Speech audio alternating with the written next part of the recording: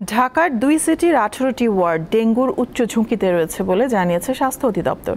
মঙ্গলবার দুটি সার্ভে প্রতিবেদন প্রকাশকালে সরকারি সংস্থাটি আরও জানায়, ঝুঁকিপূর্ণ ওয়ার্ডগুলোর বহুতল ভবনে মশার ঘনত্ব বেশি। মশা নিয়ন্ত্রণে জনগণের সচেতনতা জরুরি বলে মত দেন বিশেষজ্ঞরা।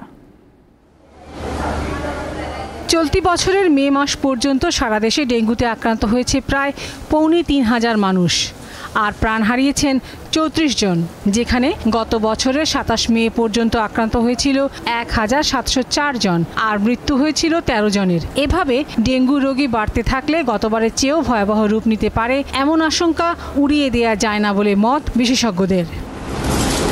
মঙ্গলবার স্বাস্থ্য অধিদপ্তরে মৌসুম পূর্ব এডিস সার্ভে ২০২৪ এবং মৌসুম পরবর্তী এডিস সার্ভে ২০২৩-এর ফল প্রকাশ করা হয়। এ সময় জানানো হয়, ঢাকার ২ সিটির ৯৯টি ওয়ার্ডের শতকরা ১৫% বাড়িতে এডিসের লার্ভা ও পিউপার উপস্থিতি পাওয়া গেছে।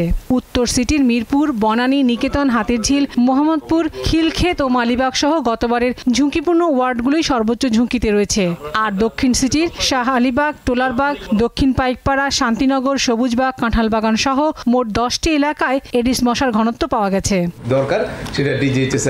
পরিস্থিতি নিয়ন্ত্রণে ইতিমধ্যেই হাসপাতালগুলোকে প্রস্তুত রাখা হয়েছে বলে জানান স্বাস্থ্য অধিদপ্তরের মহাপরিচালক। আমরা এবার কিন্তু একটা টিম করে দিয়েছি প্রত্যেকটা জায়গাতে, যাতে রোগীরা স্ক্যাটার্ডলি, ধরেন পেডিয়াট্রিক্স ওয়ার্ডে একটা বাচ্চা পেডিয়াট্রিক্সের ওয়ার্ডে ভর্তি হলো, কিন্তু তার দেখা গেল যে মেডিসিনেরও সাপোর্ট লাগছে, তাহলে ওই টিমের মেম্বাররাই যেন যায়, তখন যেন আরেকজনকে ডেকে পাঠাতে না হয়। এই কম্বিনেশনটা কিন্তু এবার আমরা বলতে গেলে এবার নতুনভাবে আমরা চিন্তা করেছি। সমস্যার সমাধানে স্বাস্থ্য বিভাগের সঙ্গে সমন্বয় করে সিটি কর্পোরেশন সহ সংশ্লিষ্ট বিভাগগুলোকে একসঙ্গে কাজ করার আহ্বান বিশেষজ্ঞদের। স্বাস্থ্যদের তেমন কাজ আছে বলে আমার মনে হয় না, তারা করবে, সমন্বয়ের দরকার আছে, চিকিৎসা দেবে, কিন্তু আমি আবার বলছি, রুগীদের বেশি নাই আমাদের, এবং রুগী না হওয়ার কাজ একটাই, প্রতিকার প্রতিরোধ। সবার কিন্তু সমন্বয় দরকার। ৩ দিনের বেশি জ্বর হলে ডেঙ্গু পরীক্ষা এবং রোগীকে হাসপাতালে নেওয়ার পরামর্শ দেওয়া হয় এই অনুষ্ঠানে।